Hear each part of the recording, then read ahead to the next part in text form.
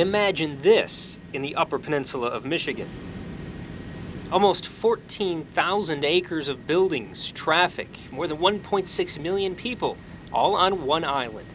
The only way off are bridges, tunnels, or ferries.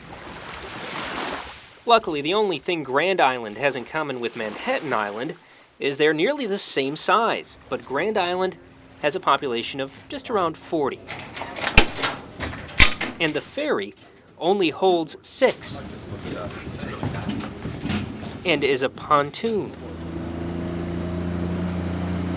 This island has some serious history. The first people that lived here were the Chippewa, Ojibwe, and there's evidence of settlements on the island that date back some 3,000 years.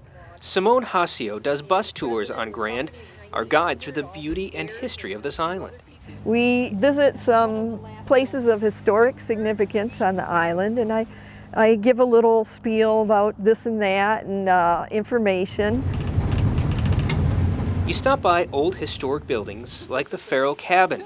This place has its own waterfall. Then to the stone Quarry Cabin. It's the oldest structure on the island, built in the 1840s. It sits on a beach of one huge, smooth rock. Inside, you can tell how bored people got in those days by the carvings on the walls. A short walk down this path leads you to the island's cemetery. It's a proud place, a place you can learn a lot about the people of the island. American flags peek through the overgrown ferns. Then there's Abraham Williams' grave. He was the first white settler here, also a veteran of the War of 1812. Part of the adventure is the journey, the rough journey. The roads here are awful.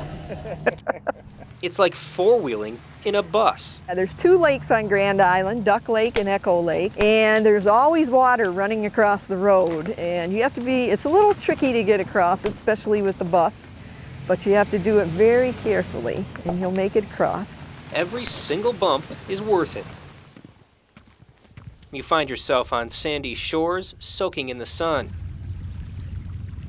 and looking over the Pictured Rocks National Shoreline from the Trout Bay overlook. A lot of them use the bus tour as a stepping point to see where they want to come when they come back. Maybe they want to do some hiking or they want to camp somewhere. The bus tour is a great opportunity to check out the island. The Mather Lodge also holds a lot of the history. Around the turn of the century, 1900, a company called Cleveland Cliffs purchased Grand Island. I believe they paid about $93,000 for it. The head of the company was William Mather, and he loved hunting. He brought in a lot of species that weren't native to Michigan, put up a fence to keep them in. Elk, he had caribou, mule deer, black-tailed deer, Swedish game birds. He loved the island. He would refer to the game preserve as his own personal Yellowstone, so he pretty much did as he pleased. In 1990, the island was sold to the Forest Service for $3.5 million, now forever protected. And today, Grand Island's a great place to come and recreate. You can camp, you can fish, you can hike, you can bike, you can take a bus tour, whatever you want to do. It's just a great place to come. A place not on the tour, the Grand Island North Lighthouse. The lighthouse, it's privately owned. The Grahams own the lighthouse.